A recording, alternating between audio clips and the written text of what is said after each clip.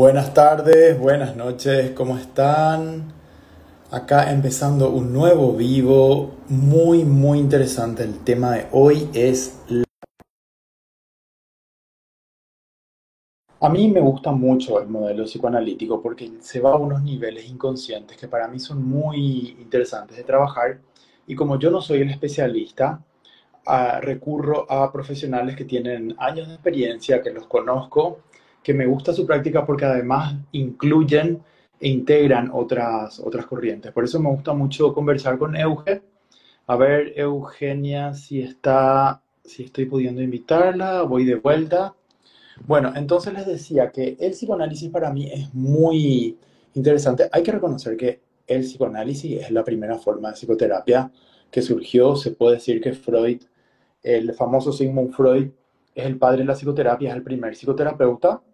Y que además el psicoanálisis a ver, acá, ha evolucionado y tiene varias formas, varios adeptos, tiene muchas ramas, es muy interesante. Y Eugenio Gasparetti no puede unirse. Bueno, intentamos de vuelta. Entonces, mientras tanto, les sigo contando por qué para mí es interesante incluir el conocimiento, la teoría, la práctica psicoanalítica en estos encuentros.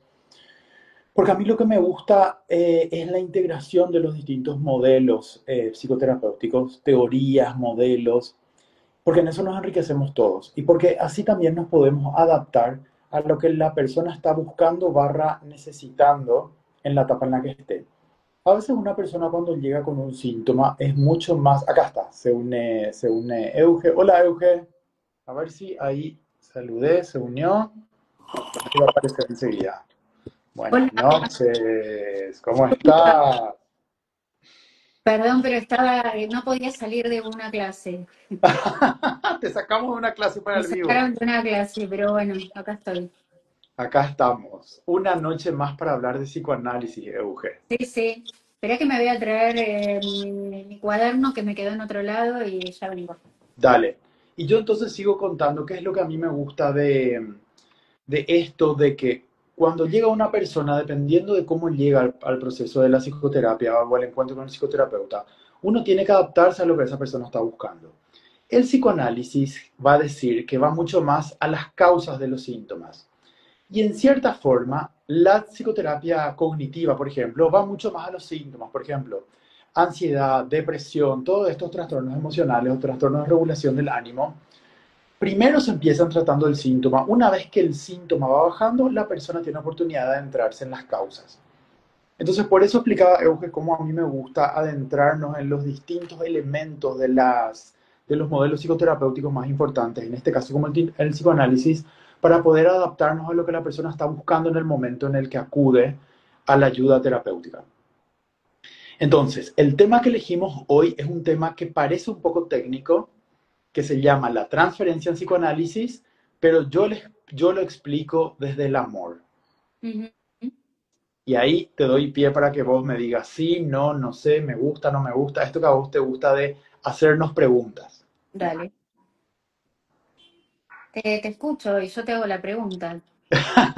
No, y yo te decía que si tengo que explicar la transferencia, Sí, la explico desde el amor.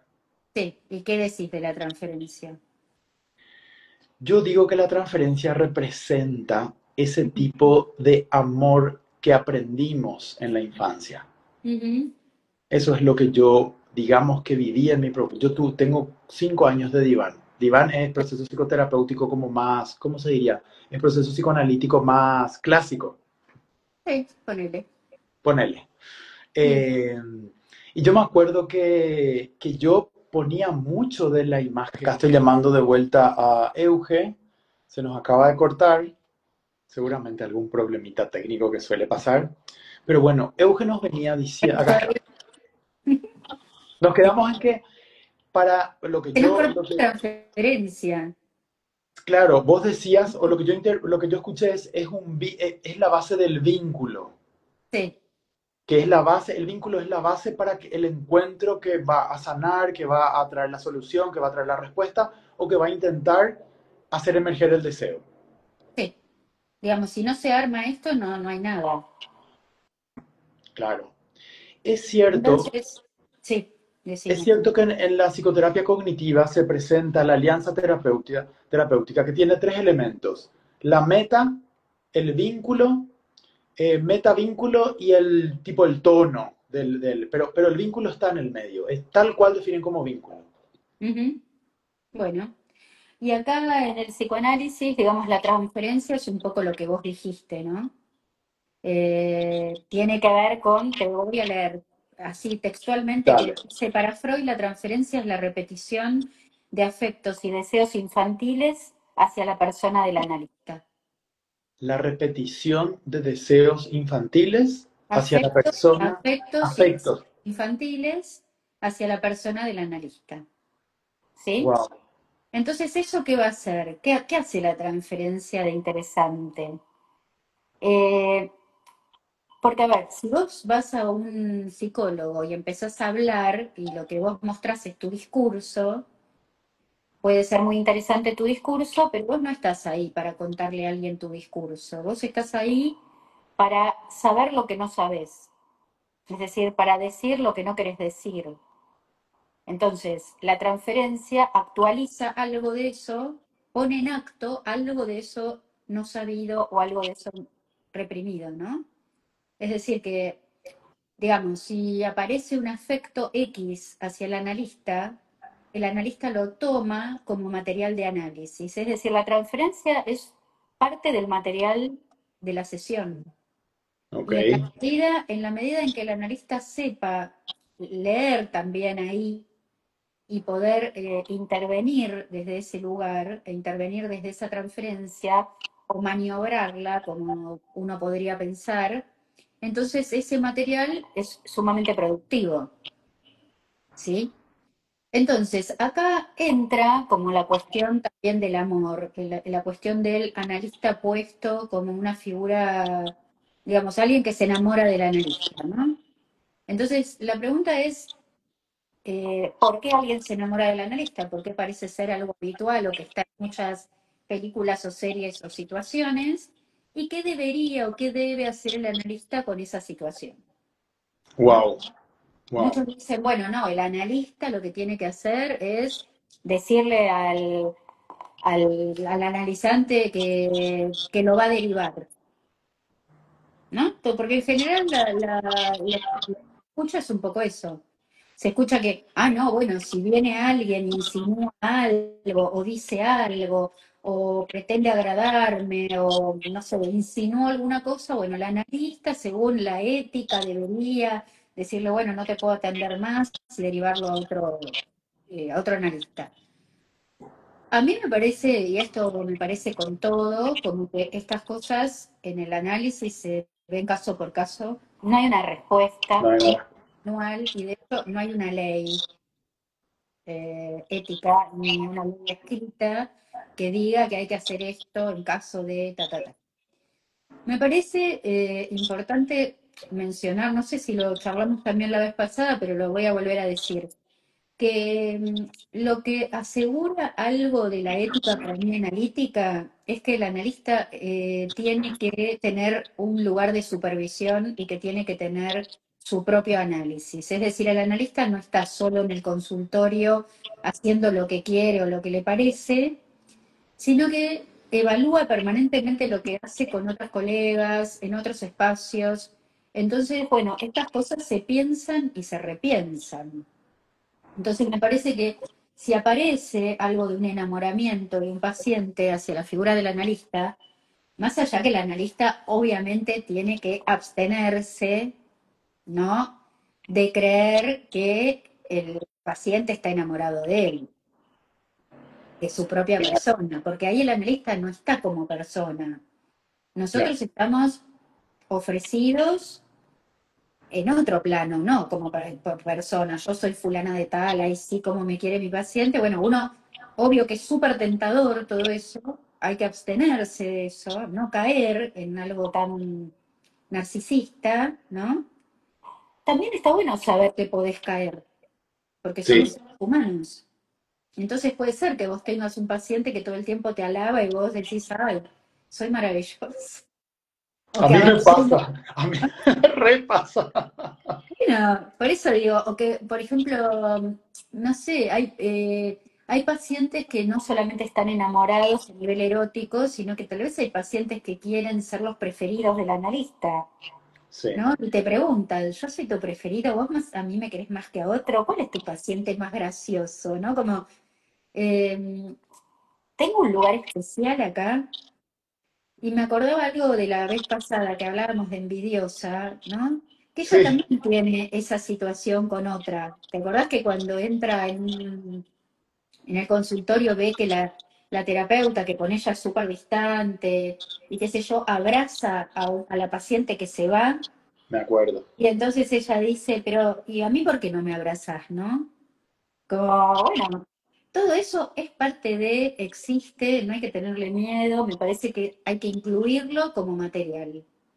Entonces, habrá que ver y habrá que poder ponerlo en palabras y hablar también con el paciente de qué se trata eso que siente, Mm, poder ubicarlo, ¿no? Y poder decir por qué eh, se está dando esta situación. Obviamente que el analista ocupa un lugar preferencial en el ideal del yo para el analista, para el analizante, ¿no? Porque, bueno, es una persona que escucha, es una persona que está disponible, es una persona que tal vez te escucha por primera vez, que tal vez te da un valor que no te dio nadie nunca en la vida, que tal vez te está escuchando con una atención que nunca nadie te dio. Entonces, bueno, es obvio que el analista empieza a representar un lugar muy importante. Justamente por eso, porque uno tiene que saber que uno como analista está en una relación de poder superior en ese sentido, que el paciente que llega está más vulnerable, que vos como analista estás en un lugar de, para los lacanianos, ponerle sujeto, supuesto saber, es decir, el sujeto que se supone que sabe todo de mí, que lo sabe todo, que me puede dar una respuesta. Bueno, esa especie de no horizontalidad a vos te pone en un lugar de súper responsabilidad. No puedes hacer cualquiera. totalmente. Y ahí entra la supervisión, justamente. Claro, yo digo, si a vos se te presenta un caso que vos no sabés cómo manejar, ¿sí? Bueno, vos irás con este caso a supervisarlo. Vos podés tener distintos espacios de supervisión. Podés tener una supervisión grupal con un grupo de gente con el que trabajes. Podés tener la grupal y aparte podés tener un supervisor particular. Tal vez querés trabajar tu contratransferencia, es decir, qué cosas te pasan a vos con los pacientes que tenés. Digamos, hay un montón de espacios para el analista para poder tratar cosas que cuando llegan no sabe cómo o cómo ubicar o qué hacer. Entonces no me parece que sea para desesperarse porque son cosas que suelen pasar y que, bueno, y hay que ver cómo se ubican, cómo se reubican, cómo se les da un sentido dentro de la historia del paciente. Exacto, dentro del... Y tengo dos preguntas, Euge. Sí. La primera es, ¿qué tiene que ver la transferencia? No, la primera es si este síntoma del enamoramiento podría ser una señal positiva para usar en el proceso. Yo creo que sí, digamos, porque para mí, digamos, lo negativo es la resistencia, es cuando el paciente no quiere, digamos, saber nada de lo que vos decís o rechaza toda interpretación o en una interpretación o intuición que vos tengas para decir, uy, creo que esto que estoy diciendo se parece mucho a esto, ¿no te parece? De entrada ya te dice, no, nada que ver, nada que ver, como, bueno, no, resiste algo de eso, o le molestan cosas que decís. Bueno, eso puede ser una transferencia negativa. En el enamoramiento, el supuesto enamoramiento, no hay algo negativo, sino que hay algo que excede el vínculo, o lo que puede ser ese. Pero me parece que se puede repensar, se puede tomar como material. Ese era un punto, que podría ser algo negativo dependiendo de cómo se da en el proceso. El terapeuta tiene que estar muy preparado y probablemente bien supervisado. Eso sería Claro, desde mi punto, pero lo quería chequear.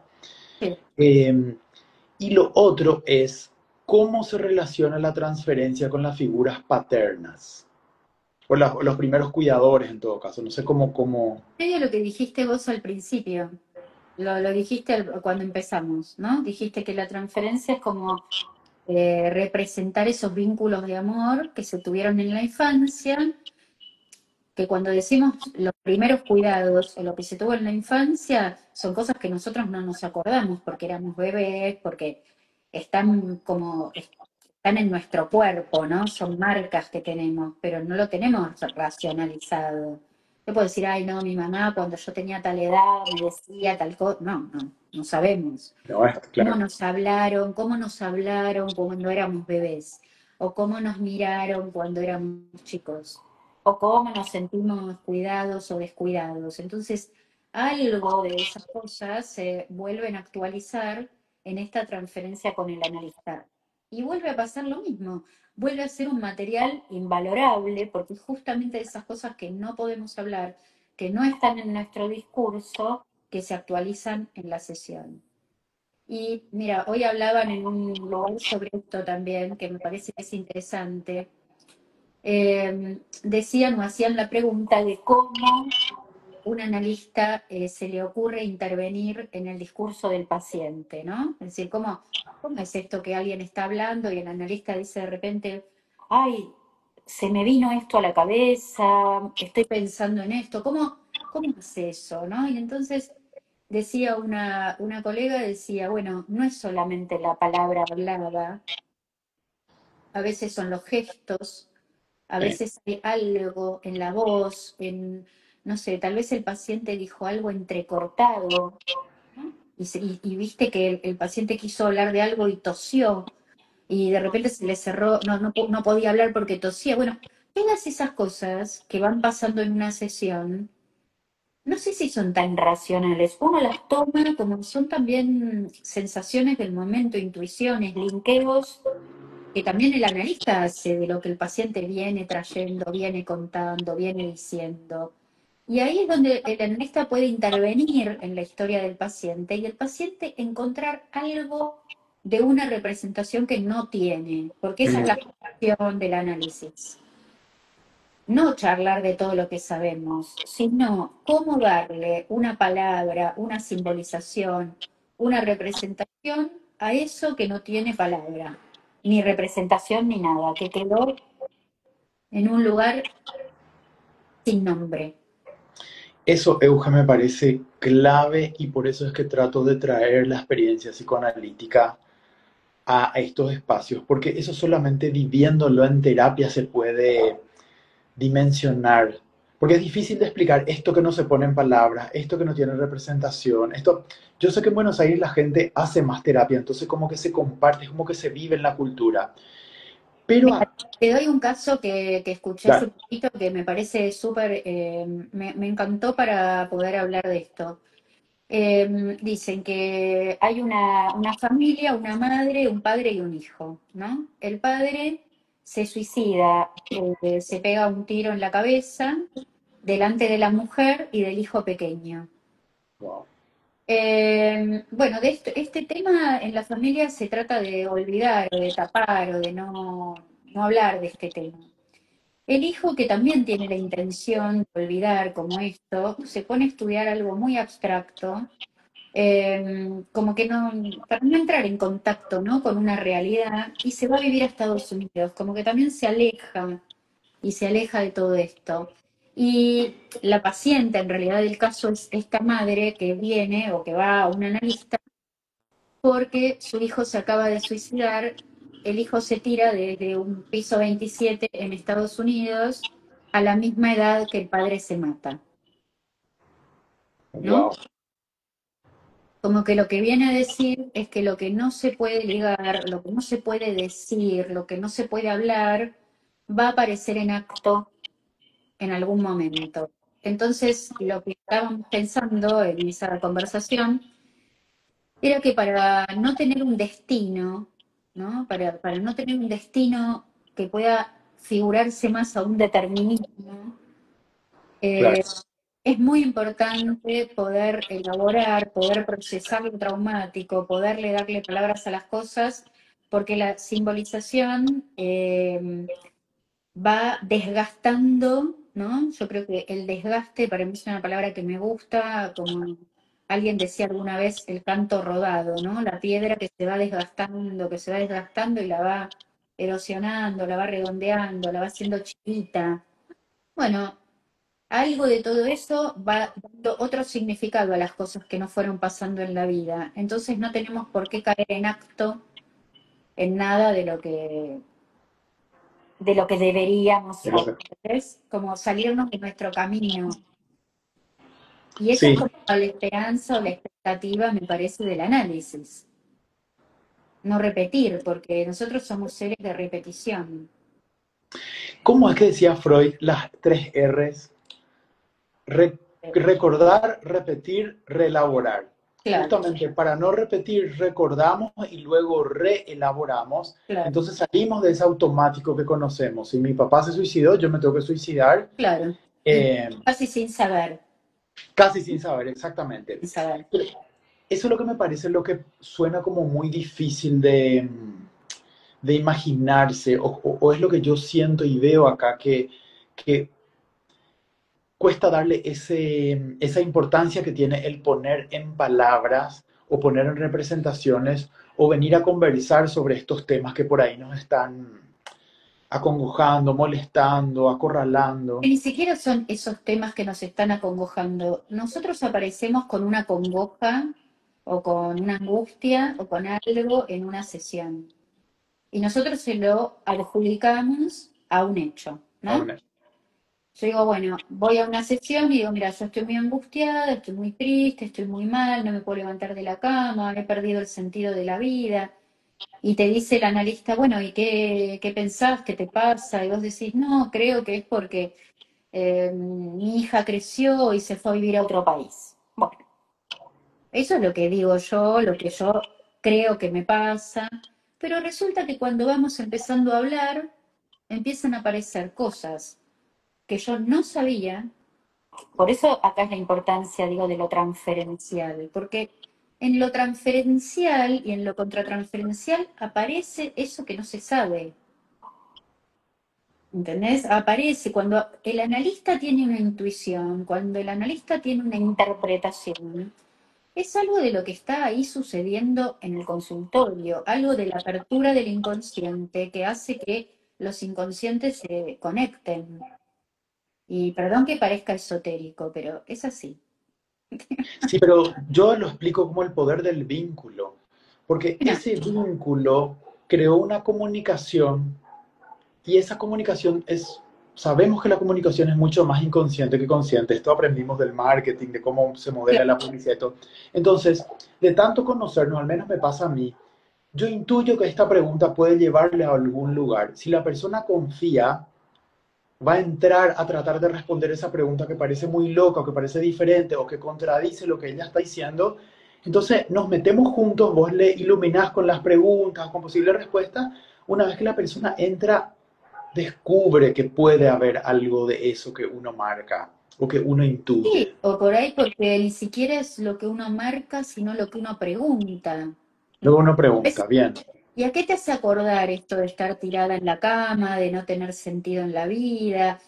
Vamos a inventar, ¿no? Supongamos que esta persona empieza a descubrir que ella vivió toda su infancia en una casa donde había una madre, no sé, que se iba a trabajar todo el tiempo, y la que la cuidaba era una abuela que permanentemente estaba en la cama, que no tenía sentido su vida, y que uno de sus hijos, es decir, el tío de ella, uno de los hijos de la abuela, se había ido a vivir lejos.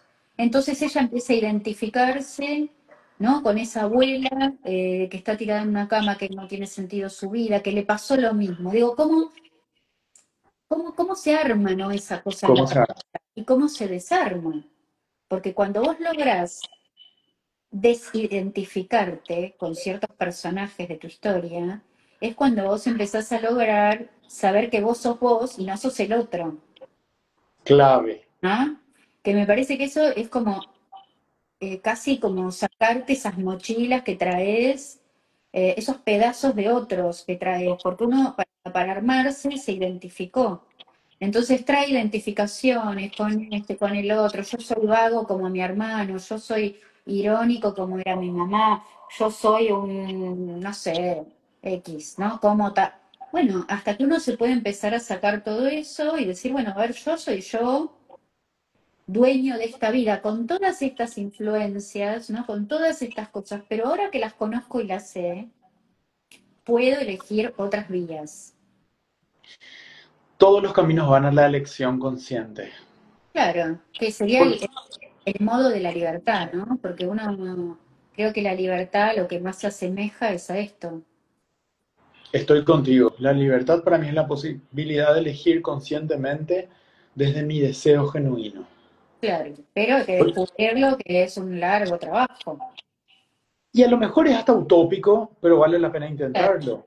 Yo hoy claro. porque hoy me preguntaba con una paciente, estamos hablando de la maternidad y de cuánto de la maternidad viene del discurso, viene de la familia, entonces yo le decía, ahondemos en qué discursos pueden estar, como para que vos puedas entender cómo te parás ante esto y que elijas cómo te contás esta historia. Bueno, eso es súper complejo lo que decís, porque, por ejemplo, nosotros tenemos muchos tipos de discurso, porque tenés el discurso de la cultura o de la época, que podría Claro. ser uno de los discursos que vos podés decir, bueno, pero pará, hay que ser madre, no hay que ser madre. Bueno, antes había que ser madre, ahora hay que pensar mucho para ser madre. Ahora, bueno, no todo lo que nos toca vivir y que nos atraviesa, porque somos seres de cultura, no podemos obviar. Pero aparte nacimos dentro de una familia. Y esa familia también tiene sus ideas sobre la maternidad. Pero no solamente las ideas dichas, sino las ideas hechas, digo, las cosas que se hicieron, cómo fue tu madre, cómo fue la madre de tu madre, cómo se vivía y se veía la maternidad en tu casa. Era una cosa que impedía ser buen profesional, que impedía a la mujer crecer, o era una bendición de Dios. Ser madre Mm, era dejarse de lado y estar abandonada todo el día limpiando pañales, o era estar con tu bebé, no sé, como, viste, todo eso está dentro de nosotros. Todo eso es lo que nosotros intentamos separar en un análisis, ¿no? Como pasar nuestra vida o nuestras cosas o nuestro material por un tamiz, ¿no? Para saber qué es de qué es de dónde, para poder después tomar decisiones.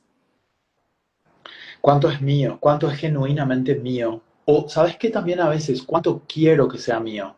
Porque a veces se pueden repetir ciertas acciones o ciertos temas del sistema familiar, por ejemplo, porque no todo en el sistema familiar hay que desechar.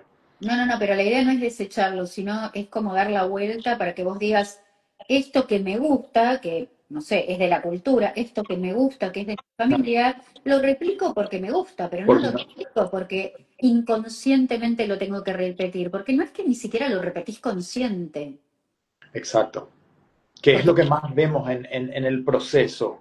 claro, vos Eh, podés querer ser mamá, ponele que tu discurso es yo lo único que quiero en mi vida es ser mamá, pero no te quedas embarazada nunca, tenés un montón de quilombos y después cuando empezás a ver resulta que la maternidad en tú, como vos, como la fuiste percibiendo con tu madre, como la percibiste en tu historia, está ligada a cosas feas. Bueno, no vas a ser mamá, es como, no sé, ¿entendés? Entonces hay que desenrollar esa nuda. ese Ese nudo nudo. que hay. Euge, ¿y cómo uno logra una buena transferencia? Son como dos preguntas en una. ¿Cómo hay alguna, no sé, sugerencia, alguna invitación a cómo elegir terapeuta o cómo hacer transferencia? Eso esperamos que se dé. ¿Cuánto depende de la elección del paciente? ¿Cómo ves ese tema de la generación de la transferencia? Yo pienso que es algo que se da, o por lo menos te voy a hablar de mi propia experiencia. Digo, Dale.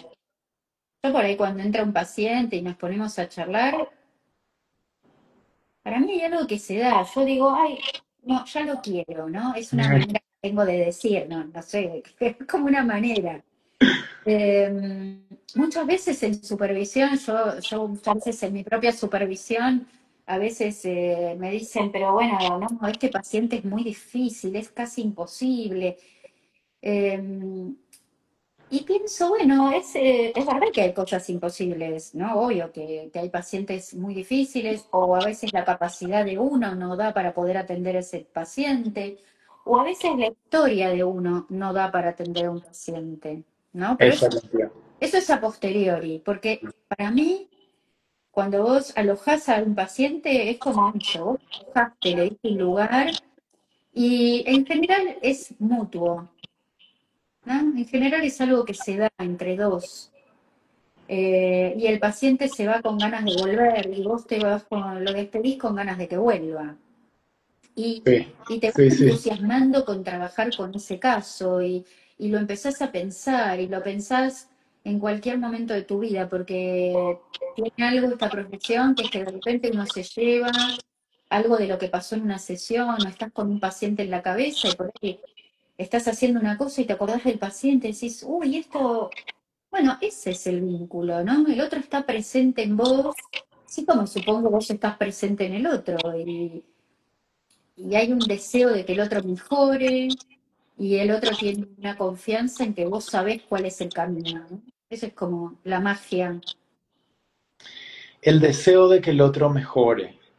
Sí, Y, ese sería ¿sabes? el deseo del analista, ¿no? Eso me parece tan lindo. A mí eso me mantiene con algunos. A veces a mí me pasa que me parece que puede ser imposible, pero después digo, espera, no lo sé. Pero mi deseo es que esa persona pueda encontrar lo que busca y si no, que muera en el intento, pero que lo busque, que lo Bueno, intente. antes de que muera, antes de que muera en el intento, es hasta que por ahí pueda vivir de alguna manera, que tal vez no es el ideal que uno se propone, ni el tuyo ni el del paciente, pero tal vez es mucho mejor que como vino, porque las Bien, vidas están en el terreno de lo posible. me Entonces, gusta eso. digo, tal vez uno pudo mejorar determinados aspectos y otros no, pero bueno, está mejor que antes. Entonces, tal vez es hasta ahí. Y tal vez en la otra parte de su vida será en otro lugar, o con otro analista, o no sé, o en otro lado. ¿No? Pero Sí, en lo que te tocó a vos o en ese encuentro humano también, que es eso, bueno, tocó esa mejora, tocó esa investigación. sí. Y eso otro que dijiste, porque primero es el deseo de que el otro mejore y después en el otro es la confianza de que puede mejorar.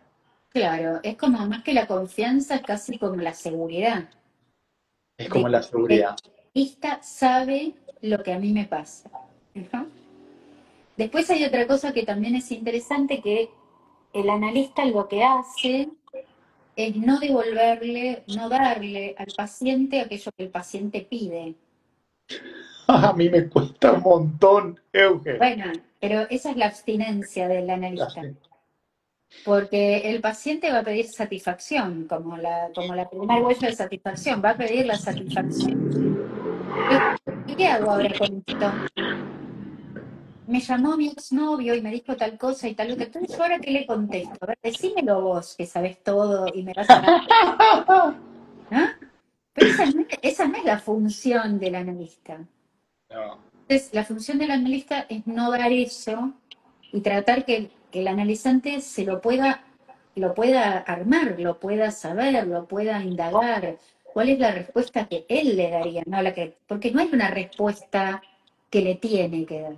claro, ese ¿No? es el punto por ahí, que no es Claro, que yo sé la respuesta o que vos podés saber claro, o que ni siquiera hay una respuesta. Es claro. la que la persona va a crear en el vínculo con ese otro. Bueno, pero hay una ilusión, porque creo que estamos hechos de ilusiones también, ¿no?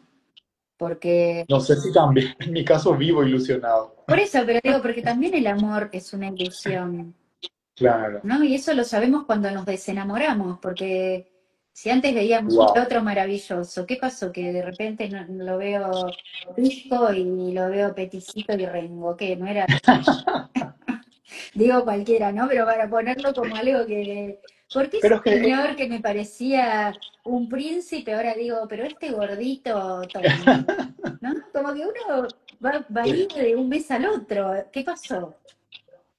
Y a mí me pasa en terapia también, que antes mi terapeuta, pues tengo un terapeuta, ya voy a hacer 7 años, que, porque aparte es mi terapeuta y supervisor, Sí.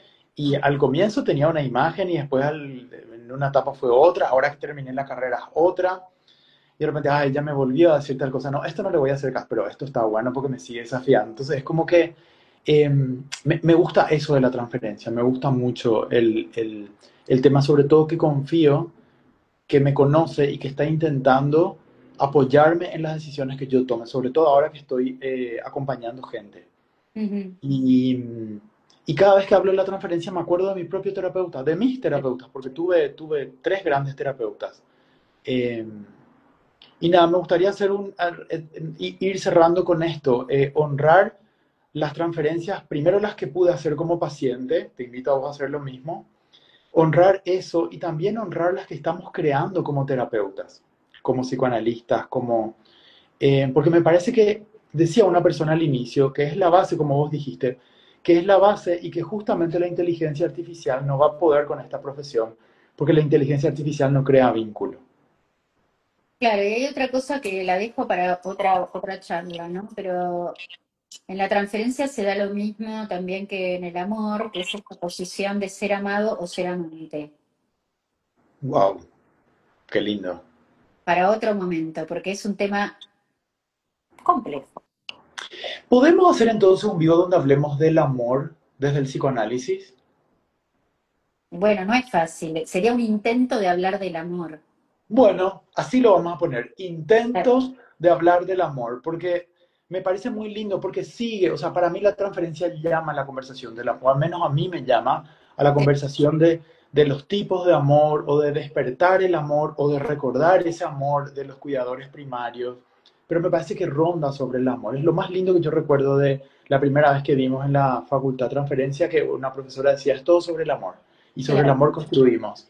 Y ahí me fue más fácil de entender, porque viste que es, o sea, cuando nos metemos en la facultad en la transferencia es como que eh, tiene sus temas. Y después, hoy no hablamos de la contratransferencia. Bueno, y hay otro tema que es que me interesa, que es la construcción, que eso no lo hablamos tanto, pero me parece que eso es justamente lo que hace el analista con esas cosas que no se saben, que lo decíamos al principio, cuando no hay representación. Construye algo. ¿Y cómo se construye eso? Bueno, es para otro momento. Bueno, recordemos, queda grabado, Euge, pero entonces tenemos Ah, dos cierto, queda conversaciones grabada, quedo comprometida a hablar del amor. comprometidísimas. El amor y la construcción. Me gustaron porque son temas que nos interesa no solamente como terapeutas, sino como seres humanos hoy en día. Sí, sí, sí. Porque vino después a hablar de la inteligencia artificial y esto que esta persona escribió ahora, yo no te quise interrumpir, pero me gustó lo que dijo. Es cierto, el vínculo humano es humano y la inteligencia artificial nos va a dar una cantidad de cosas, pero el vínculo nos vamos a seguir dando entre nosotros. ¿Y cómo elegimos estas parejas que elegimos, no? Ay, ese sería otro tema, Euge.